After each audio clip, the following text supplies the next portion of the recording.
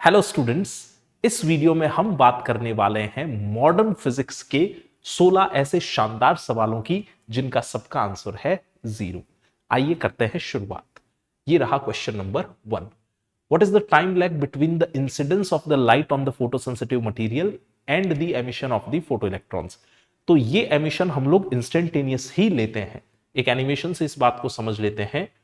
ये मान लीजिए सूटेबल फ्रीक्वेंसी की लाइट आपने इस फोटो सेंसिटिव मटेरियल पर इंसिडेंट करवाई। जैसे ही ये लाइट इंसिडेंट होती है, इलेक्ट्रॉन्स का एमिशन इंस्टेंटेनियस होता है। तो टाइम लैग का आंसर अगर कोई आपसे पूछे तो that answer should be given as 0।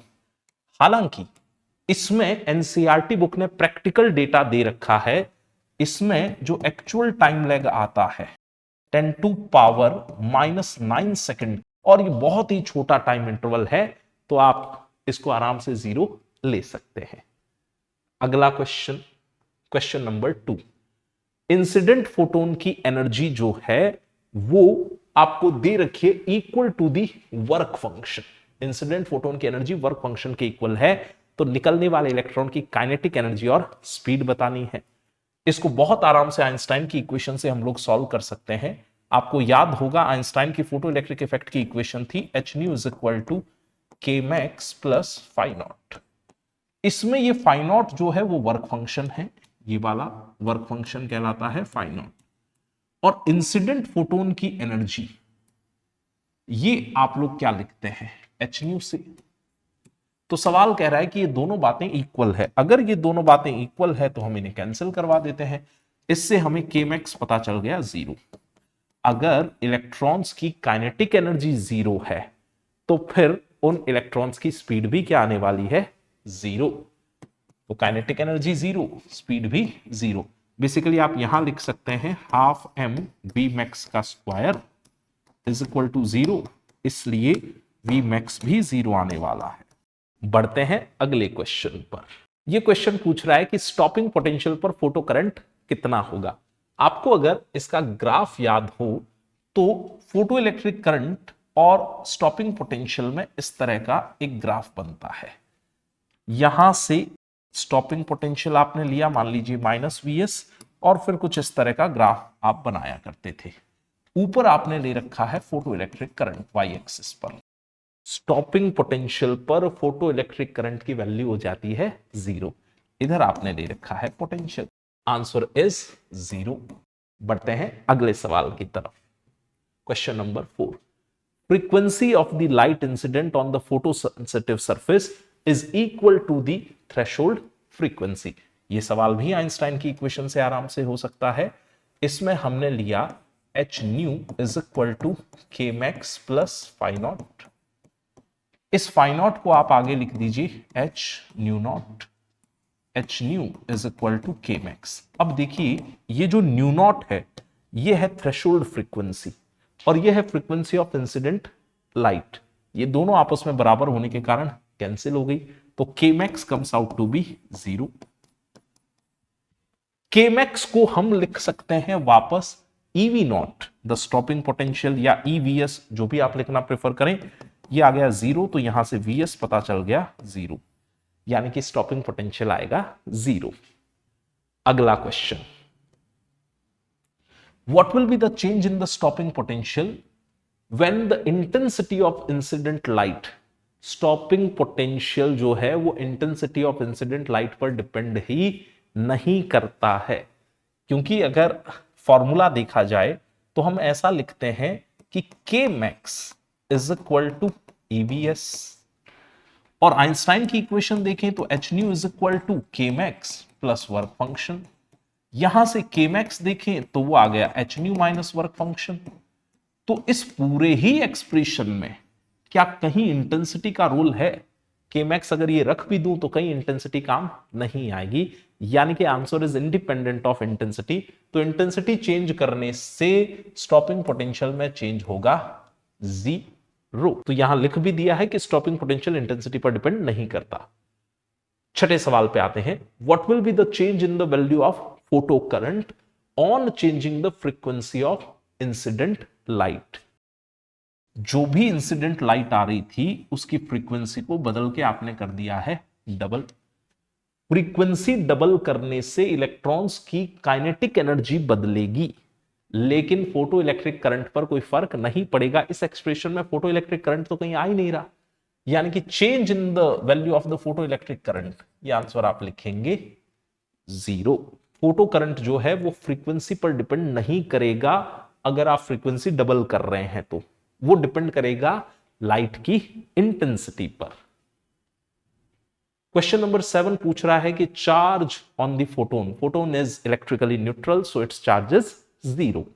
Next question is what is the value of the charge on the atom. Atom word का फिजिक्स में आप मीनिंग लेंगे इलेक्ट्रिकली न्यूट्रल, क्योंकि एटम के न्यूक्लियस में जितना पॉजिटिव चार्ज, बाहर इलेक्ट्रॉन क्लाउड में उतना ही नेगेटिव चार्ज। आप हाइड्रोजन एटम का एग्जांपल ले लें सिंपलेस्ट, तो हाइड्रोजन एटम के न्यूक्लियस में एक प्रोटॉन तो चार्ज प्लस ही, अब इसके बाहर ऑर्बिट में हम मानते हैं एक इलेक्ट्रॉन तो चार्ज माइनस ही। ये प्लस ई और माइनस ई, पूरे हाइड्रोजन एटम पर नेट चार्ज है 0। Atom is electrically neutral. अगला सवाल, what is the value of charge on the neutron. Neutron सबको पता है इलेक्ट्रिकली न्यूट्रल पार्टिकल है। अगला question, what is the value of the rest mass of a photon in free space. Free space में photon का rest mass consider किया जाता है 0। फोटोन जब किसी मैटर से इंटरेक्ट करता है तब rest mass non zero consider करते हैं, तो ये यहां लिखा हुआ है। फ्री स्पेस में रेस्ट मास 0 लेना है, मटेरियल के साथ जब इंटरेक्शन होगा तो वो 0 नहीं आता है। नेक्स्ट, ये क्वेश्चन पूछ रहा है अगर इंपैक्ट पैरामीटर बहुत बड़ा है, इज वेरी लार्ज, तो what is the value of the scattering angle. देख लेते हैं इंपैक्ट पैरामीटर किसे कहते हैं। ये जो अल्फा पार्टिकल स्कैटरिंग एक्सपेरिमेंट में गोल्ड न्यूक्लियस आपने कंसिडर किया, इस गोल्ड न्यूक्लियस के सेंटर से आप एक लाइन बनाइए, ये यहां बनी हुई है लाइन। मान लीजिए कि एक पार्टिकल ऐसे जा रहा था, परपेंडिकुलर ड्रॉप कीजिए ऐसे, न्यूक्लियस की सेंट्रल लाइन, इस पार्टिकल के मोशन वाली लाइन, परपेंडिकुलर ड्रॉप किया आपने ऐसे, ये जो है वो कहलाता है इंपैक्ट पैरामीटर। इंपैक्ट पैरामीटर बहुत बड़ा हो तो वो गोल्ड न्यूक्लियस से बहुत दूरी से गुजर जाएगा, और जब वो बहुत दूरी से गुजरेगा तो वो अनडेविएटेड निकल जाएगा, यानी कि स्कैटरिंग एंगल लिया जाएगा 0। ये स्कैटर ही नहीं करेगा, ये सीधा सीधा निकल जाएगा। जो गोल्ड न्यूक्लियस के पास से गुजरेंगे वो स्कैटर करेंगे alpha particle. Question number 12, angle of scattering अगर 180 डिग्री हो तो इंपैक्ट पैरामीटर की क्या वैल्यू होगी। बढ़िया सवाल है ये। देखिए क्या होता है, ये जो टारगेट न्यूक्लियस है गोल्ड का अल्फा पार्टिकल स्कैटरिंग एक्सपेरिमेंट में, इस न्यूक्लियस की सेंट्रल लाइन तो ये रही। एक अल्फा पार्टिकल मान लीजिए हेड ऑन कॉलिजन के लिए आया, इधर से अल्फा पार्टिकल चला हेड ऑन कॉलिजन के लिए, ये अल्फा पार्टिकल यहां से 180 डिग्री मुड़ के आ जाता है, ये वापस उल्टा लौट के आता है ऐसे। अब इंपैक्ट पैरामीटर तो आप इसी लाइन के रेफरेंस में मापते थे और पार्टिकल आ ही इसी लाइन पर रहा है, तो इंपैक्ट पैरामीटर की वैल्यू हो जाएगी 0। पार्टिकल उसी लाइन पर आ रहा है, न्यूक्लियस के सेंटर वाली लाइन पर, तो वहां से कोई परपेंडिकुलर डिस्टेंस बना ही नहीं पाएंगे अपन, तो इसलिए इंपैक्ट पैरामीटर आ गया 0। अगला सवाल देखा जाए, एटॉमिक नंबर ऑफ न्यूट्रॉन। ये लिखना बहुत ही आसान है, ZXA से रिप्रेजेंटेशन दिया करते थे। तो न्यूट्रॉन के लिए जो रिप्रेजेंटेशन था दैट वाज 0n1, तो इसका Z कितना है 0। ये Z ही तो एटॉमिक नंबर हुआ करता था। ठीक है, अगला सवाल, what is the mass number of an electron. Electron का भी रिप्रेजेंटेशन बड़ा आसान सा है, वही रिप्रेजेंटेशन का तरीका है ZXA वाला, और इलेक्ट्रॉन का रिप्रेजेंटेशन दे तो आप देते हैं -1e0। ये जो नंबर है this is called as mass number, इस A का नाम है मास नंबर, तो इलेक्ट्रॉन का मास नंबर होता है आर्यभट्ट 0। अगला, what is the value of nuclear force acting on two protons placed 1 meter apart. 1 meter apart अगर आपने प्रोटॉन्स को रखा है तो वो न्यूक्लियस से बाहर है, और न्यूक्लियस से बाहर न्यूक्लियर फोर्स काम नहीं करता है। हमें न्यूक्लियर फोर्स की रेंज याद है, न्यूक्लियर फोर्स लगता था अप टू 10⁻⁻15 मीटर तक ही न्यूक्लियर फोर्स काम करता था। अब ये प्रोटॉन तो आपने 1 मीटर अपार्ट रखे हुए हैं, ये अगर न्यूक्लियस के अंदर होते, यानी कि डिस्टेंस इस रेंज में होती या इससे छोटी होती तो इन पे न्यूक्लियर फोर्स लगता। अभी तो आंसर है 0। अगला सवाल, what is the value of the charge on the gamma radiation? Gamma radiation electrically neutral होता है तो उस पर चार्ज आएगा 0। I hope you liked the collections of the question. If you have any doubt, kindly post it in the comment box. Stay awesome.